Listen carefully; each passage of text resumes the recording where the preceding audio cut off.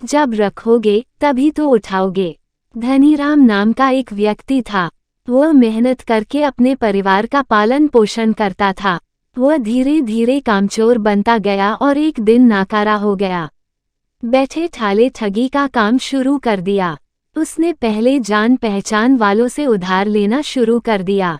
जब लोग पैसे वापस मांगते तो तरह तरह के बहाने बना देता।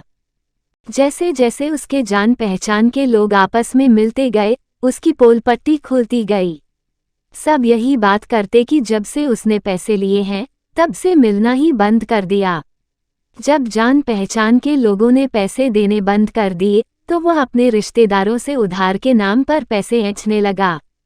पहले सगे रिश्तेदारों से पैसे लेने शुरू किए, इसके बाद दूर के रिश्तेदारों से पैसे मांगना शुरू कर दिया। एक दिन वह एक साधु प्रवृत्ति के व्यक्ति के पास गया।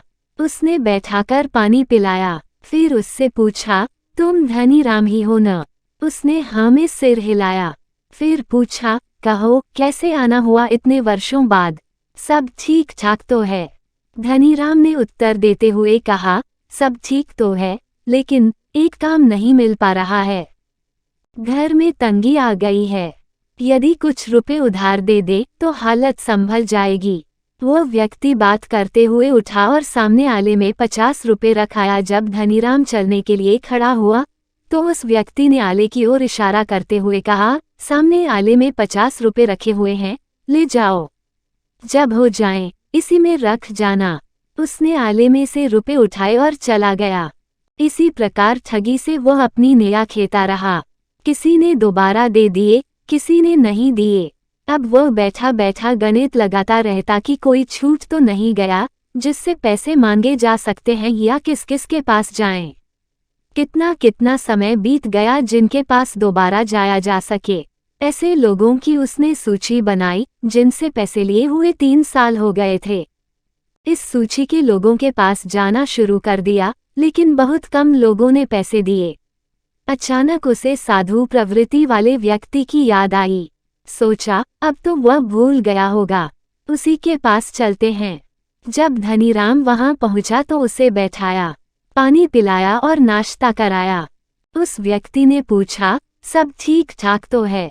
धनीराम ने उत्तर देते हुए कहा, सब ठीक तो है, लेकिन। उसने फिर पूछा, लेकिन क्या? धनीराम बोला, बच्चे भूखे हैं, काम भी नहीं मिल रहा है।